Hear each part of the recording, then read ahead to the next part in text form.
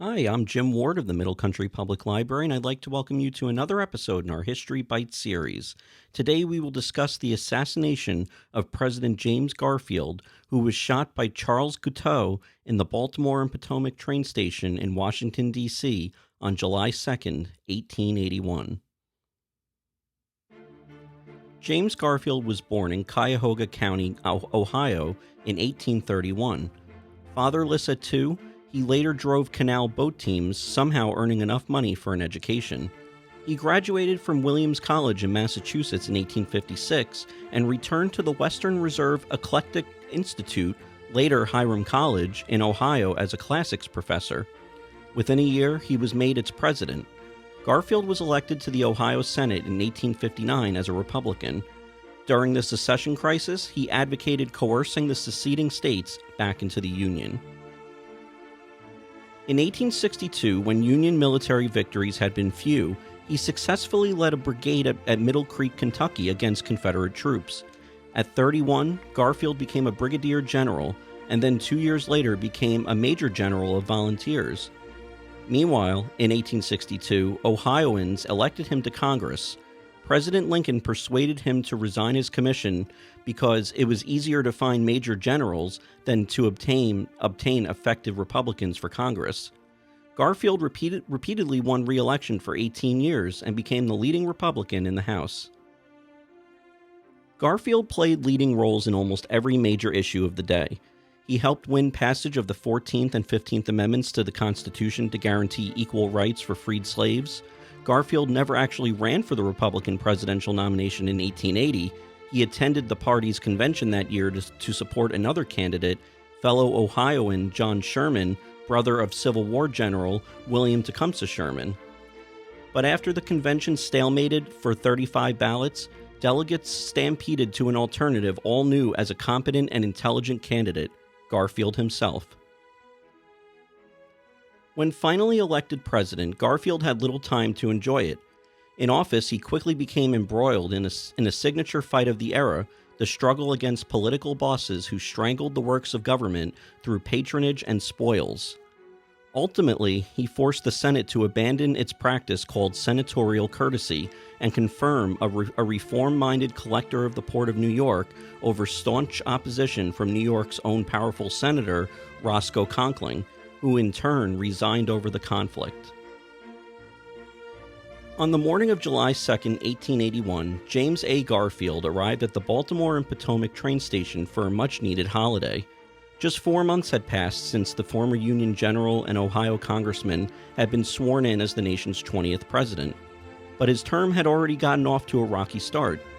Besides clashing with Republican power brokers over patronage appointments to his administration, he had endured a brush with tragedy after his wife contracted a near-fatal case of malaria. Garfield was eager to escape the sweltering capital for a summer trip to New England, where he planned to give a speech at his alma mater, Williams College. Following Garfield's inauguration, Charles Guiteau moved to Washington, D.C., and became a frequent and decidedly unwelcome visitor to the White House. He even wrangled a personal meeting with Garfield, during which he gave the president a copy of a speech he wrote and asked to be rewarded with a consulship in Paris. When he was denied a government office, Guiteau turned to revenge. Guiteau became convinced that Garfield's death would save the country by allowing Vice President Chester A. Arthur to take his place. As Garfield's carriage pulled up outside the Baltimore and Potomac train station, Charles Guiteau paced the waiting room inside, ready to fulfill what he believed was a mission from God. For weeks, the 39-year-old had stalked the president across Washington, patiently waiting for a chance to gun him down. At around 9:20 a.m., Garfield entered the station alongside Secretary Blaine, who had offered to escort him to his train. As the men strode through the waiting room, Guiteau snuck up behind them and drew his pistol. He fired 2 shots at the president from point-blank range. The first bullet only grazed Garfield's right arm, causing him to bellow, "My God, what is this?" The second shot was more accurate, striking Garfield in the lower back and knocking him to the floor. Within minutes, 10 different doctors had arrived to examine him and try to locate the second bullet. Though no one knew it at the time, the slug had missed the president's arteries and vital organs and embedded itself near his pancreas. It was a survivable injury, but the army of well-meaning physicians only worsened the damage by using their unsterilized fingers and instruments to probe the wound, introducing germs and potentially causing an infection. After an hour of excruciating prodding, the president was carried from the train station to a bedroom at the White House. His doctors feared he would not survive the night, but Garfield put on a brave face for his children. Quote, "The upper story is all right," he assured one of his crying sons. "It is only the hull that was damaged." Telegraph wires instantly flashed the news across the country. Newspapers flooded city streets with extra editions, copies carried by high-speed trains and horseback to every rural hamlet. For the next 79 days, Americans waited breathlessly for medical bulletins from the White House. They followed every change in Garfield's condition, praying against the worst. During this time, a team of self-serving doctors probed Garfield's wounds with unwashed fingers and instruments, allowing the president to contract an infection.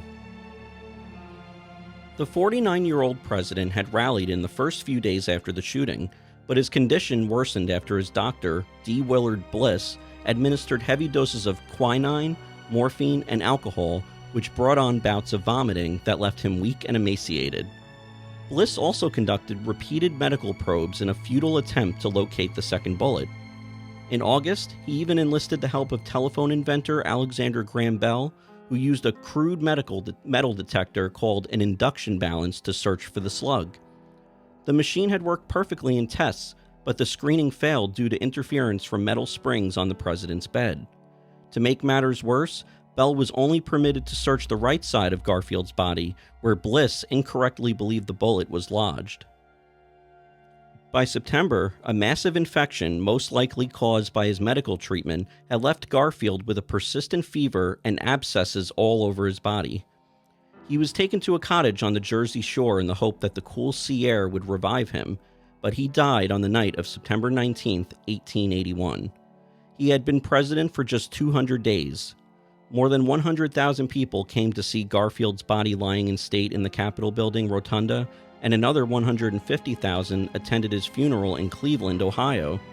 The new president, Chester A. Arthur, declared days of national mourning. Vigilantes tried to shoot the president's assassin on 2 separate occasions, and when his murder trial began in November 1881, the court had to cycle through over 150 different men to assemble an impartial jury.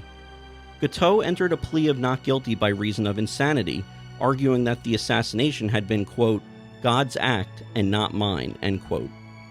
He even claimed that the true cause of Garfield's death was malpractice at the hands of his doctors. Quote, "I deny the killing, if your honor please," he announced at one point.